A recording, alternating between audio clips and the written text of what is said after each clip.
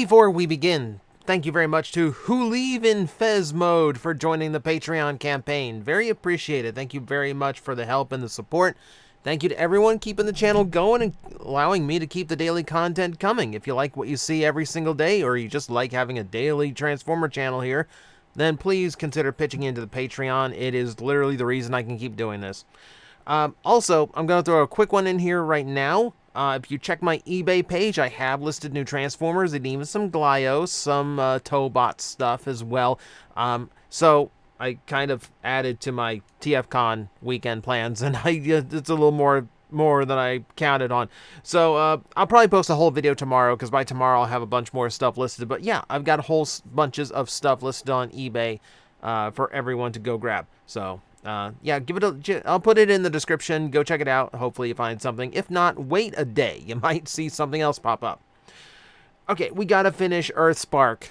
The finale was months ago at this point, but like I said in previous videos, the show is so good, I really do not want to deny anyone the opportunity to watch, so I didn't want to take the chance of spoiling, so I've been slow burning these episode reviews, but it is the finale. It's been a while now, and now we've got stuff to start speculating on for Season 2. So we've got to wrap this up. Welcome to the finale of Transformers Earthspark. So let us begin. So where did we leave off last time? Where did we leave off last time? Yes, in the pit of despair. Mandroid's back.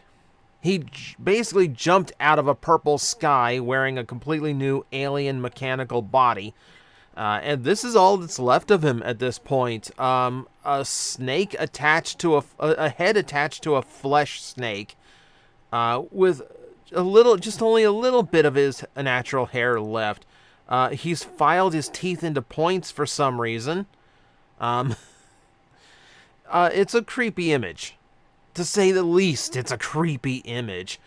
But it's far more than that. Aside from the fact that he is now proper Transformer size, he is made of metal and apparently runs off of Energon himself completely now. This new body is not a slouch. We see it in combat several times.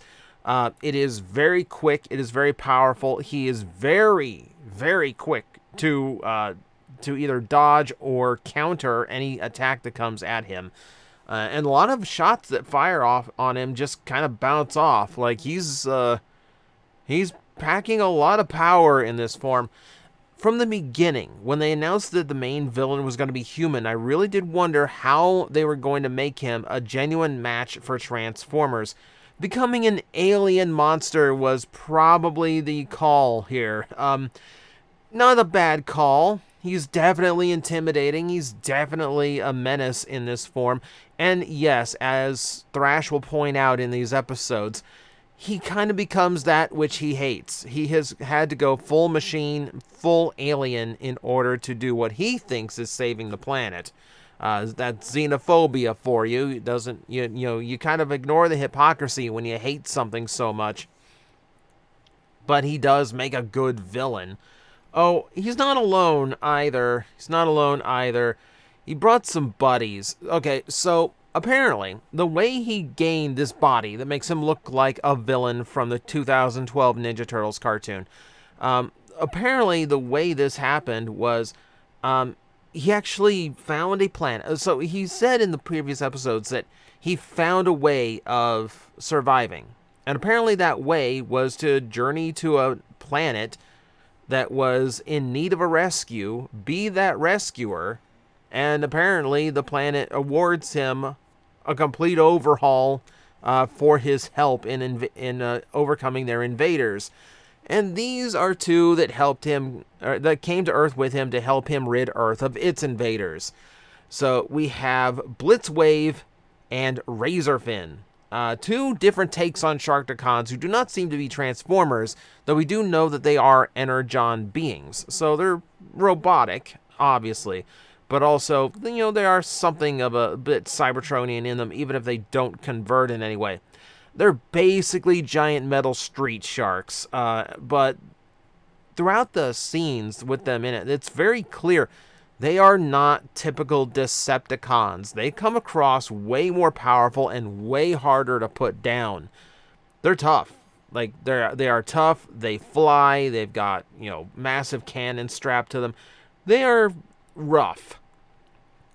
They are very rough, they are very powerful. Oh, and they also have this really cool trick where they just kept eating people. So, this was actually really dramatic. This happens early in the two-parter. Now, you kind of know offhand, they're not going to kill them off. They're not going to literally have a character devour them and incinerate them on the spot, are they?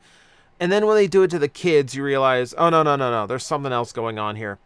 So what happened was, and I think this is actually kind of clever, the core inside their mouths is actually a portal. It actually teleported them into Mandroid's capture.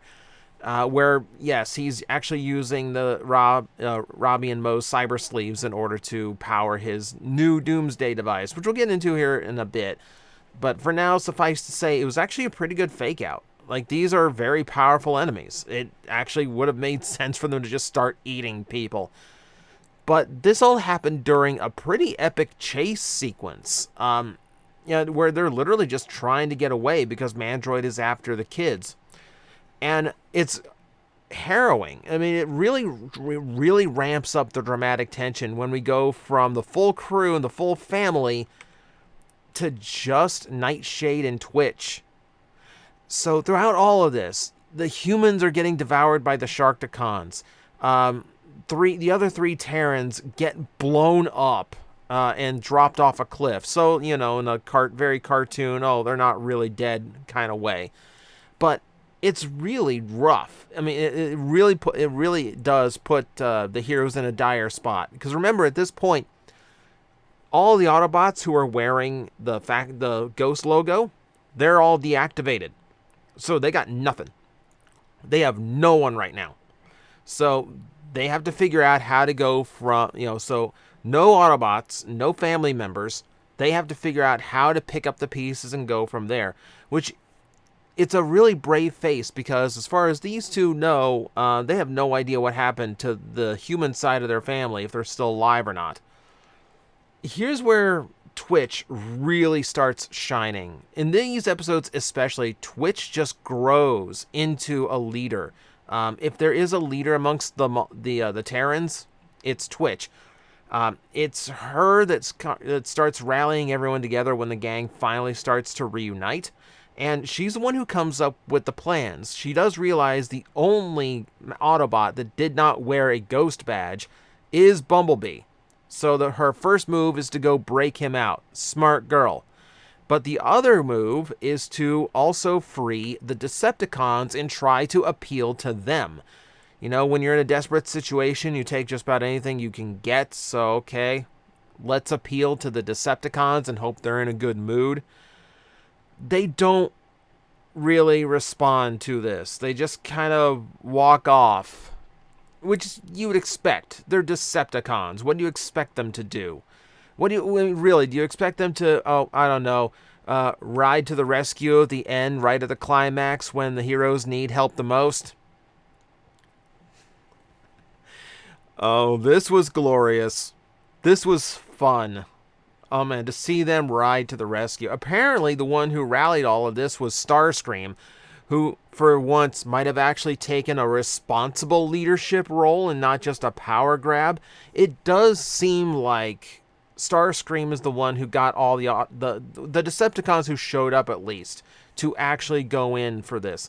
So, according to him, the news spread quickly of what the Maltos did for Decepticons that night, so he wanted to return the favor. Keep in mind, this is a Starscream that's actually capable about caring, about having, and capable of having friends, so it feels like he came to the rescue, maybe if only for the sake of saving hashtag, but for whatever, or just for an excuse to wail on Megatron here, because Megatron's under their control too. Maybe that's just that, but for whatever reason, yeah, this was just really, really interesting. Again, this Starscream turns out to be kind of fascinating. There are depths to how this Starscream thinks and how he behaves, and I love to actually see it. I really want to see more Starscream in Season 2 because I really want this fleshed out. I really want to see more of this. It's also Twitch that led the charge against Mandroid at the end. So it's Twitch's plan at the to handle everything that's going on, and part of it is for Twitch and Thrash to go handle Mandroid themselves. This is cool. This is actually really cool. There's actually a lot of really good throwbacks. I really do like the idea that the two Maltos that confront Mandroid are the ones that started this whole thing. It does feel appropriate that they kind of finish off the story that way. And they do a pretty good job trashing on him. They actually do a good job beating him up, too. So I'm super proud of Twitch. I've said for a while, it definitely feels like Twitch is the favorite amongst the writers. She gets way more cool powers than... she gets a lot more cool powers than Thrash does. Thrash has a shield and a wheel he throws. He doesn't get stun blasters. He doesn't get laser swords. Doesn't get any of that. He just... oh, well. Thrash did have a really good showing, by the way. He's the first one to just kind of stand there and stand up to Mandroid and actually showed a lot of guts, so really good on him.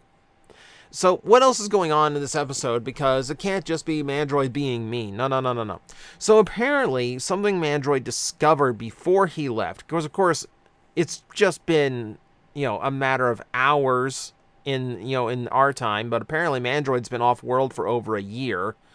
But what he had discovered before he left was that the space bridge and Ghost HQ in general was built on top of an ancient Cybertronian weapon that siphons energon. Now, he kind of took inspiration from this. Amongst all of his new creepy alien powers, like stretchy arms and big energon blast from his chest, he also can drain energon with his spear. His spear is also able to control the space bridge. So, pretty big deal. He's got a lot of powers going on in this one. But this is the culmination. He actually used the cyber sleeves to charge this weapon, which, actually does succeed in sending out a pulse that drains every Cybertronian of their energy. That's the climax, though, but that's the looming threat you gotta know about. Because we found out about this midway through the two-parter. So, that's a big thing that's going on here. The other thing going on? So you know how, Mandroid likes to take over the minds of Transformers? Yeah, he did that through the Ghost Badges. He's actually in control of every Autobot. Throughout the second part of this two-parter, it's the Autobots who provide most of the antagonism for the Terrans, and it's kind of terrifying. The fight scene that we first get is Optimus Prime and Elita 1 versus Nightshade and Twitch, and it's pretty rough. It's how did two young Terrans battle two of the greatest Autobot warriors there are.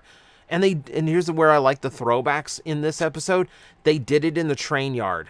So the fight scene from the first episode gets echoed in this episode, except now you don't want Optimus to win. So it made a really good scene. And it's the scene where the Terrans got back together. We got to see them all fight together for the first time. It was actually a really cool sequence that now that all of them are comfortable with what they can do and what their abilities are, to see them all fighting together was actually pretty awesome. There's a little bit of heartbreak because one of Twitch's plans was to steal the spear. Like when they first raided, when it was just a handful, just Bumblebee, Twitch, and Nightshade against everything Mandroid had. The plan was to steal a spear, which is what was controlling the space bridge and the Doomsday device, and then teleport out from the space bridge so he couldn't get the spear anymore. Unfortunately, his plan was already complete by the time they did that, but hey, good on Twitch for having a plan that succeeded. It just wasn't in time. The spear does come in handy. It is kind of heartbreaking to actually see the Terrans use Mandroids Tech against the Autobots. But you do what you have to do. It's also led to who was actually basically the mid-boss of the entire encounter. Megatron was also taken over. And strangely enough, the fight is between Megatron and Twitch. Remember, Twitch kind of takes a lot of inspiration from Megatron. There was, you remember from the first big fight with Mandroid, there's kind of a camaraderie between the two, oddly enough. And it might be where Twitch got her leadership drive from. Maybe not her style of leadership, certainly. But you can definitely tell she took some cues and inspirations from Megatron. So seeing her basically survive Megatron's assault is a big thing. It's Starscream who came in to make the rescue here. And of course, Starscream has no issue taking free shots against Megatron. So no surprise there. So throughout all of this, the humans are mostly on the sidelines because they spend most of the time captured. But Robbie, once the Energon siphon goes off, literally the only one left with any consciousness is Twitch, because Thrash shielded her. Everyone else is offline. Autobot, Decepticon, Terran, they're all offline. So what is the girl do? And by the way, Twitch really banged up, like eye damage, which is kind of scary looking. But it does give Robbie and Mo something to do. And it's time to Deus Ex the entire thing away. So the good guys save the day, yes, but literally everyone is unconscious, dying, etc. So the two do what they do best. So I say Deus Ex because, yes, they're kind of going to blink and make all the bad stuff go away. But they have been building this up the entire series that they would be capable of something like this. So I'm not terribly upset over it. And they basically turn the Energon siphon into a way of amplifying and spreading the healing powers they've already established with the sleeves planet-wide to every Cybertronian. Which is actually a pretty epic scene, all things considered. So this moment of Deus Ex actually shatters the Ember Stone. So it's gone. So that Deus Ex is gone. Meaning we're probably not going to get any new Terrans, which would be weird, unless we come up with a new way of creating them. For all we know, shattering this thing and making it go planet-wide, because there's the energy it let out, as you can see, but there was also this sparkle of like Ember Stone fragments flying all over the place. We might have a whole new wave of Terrans on the way. Maybe they aren't connected to the family, but they're born of Earth. They have a lot to learn. So there is potential there. But for now, it looks like the Deus Ex is completely written out, and Season 2 is not going to have it. So that's going to be interesting. Though it does seem like they still have their powers. So it'll be curious exactly what Robbie and Mo are capable of next season. And if this wasn't enough, Quintus Prime left them one last surprise when the energy was dispersed and the day was saved. We actually get a faction symbol for the Terrans. And yes, it's mostly just an Autobot symbol with what seems to be a faction logos stylized Ember Stone in the center and much more rounded eyes like the Terrans have. So I actually really like the design of it. Even though, yes, it is very heavily Autobot slanted in design. But it's cool that they finally have their own emblem. Whether it's going to be Terran or Malto, whichever one, it's nice to see. And I'm sure I'm going to see that faction symbol popping up on everyone in Season 2. Sure, for a few other little things that we can wrap up here. So, what happened to Karen? Karen, yeah, what I'm sure a lot of managers would happen to Karen, she spontaneously combusted. Because apparently the whole reason that that little device infected her, from Mandroid, was to implant Energon into her, so that this device, when first activated, would kill her first. And she went out like an anime villain. She went out like someone from Dragon Ball just, blasted her. Like, she went out in a horrific way for a kid's cartoon. In a literal pile of dust and smoke. It set Schloeder off. Much as they disagreed, that's still his sister. But Schroeder played ball a lot. He actually abandoned Ghost in this one and became, he's full ally now. It's just John now, by the way. So it's cool to see he came full circle as well. And he was a good presence who quickly became in over his head. But good to see. And that, my friends, is going to wrap up Season 1 of Transformers Earthspark. I can't keep saying it, can I? I can't just, keep repeating myself when I say this is still, a really well-written and fantastic show.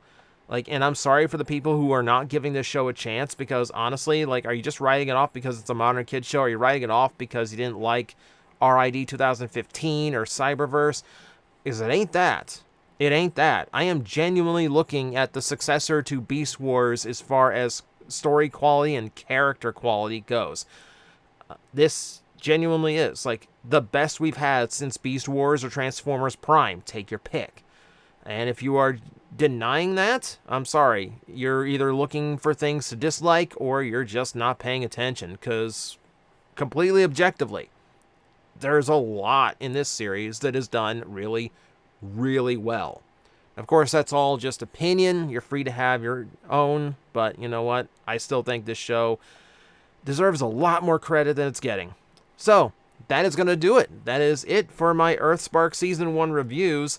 We'll probably touch on this subject again to kind of speculate what Season 2 might bring, but the episodes, of course, we don't know when those are going to happen because of all the strikes going on.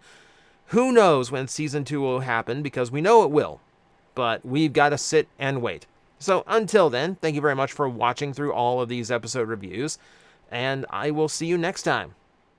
I'm like, I think you guys got this. I will back away, and I will see you all later. You've got this handled. Alafi's like, really? You're not gonna help me? It's fine now. It's like these disgusting creatures breathing down my neck, and you're all just like, I believe in you. You got this. All right, you seem to have this. 5 minutes.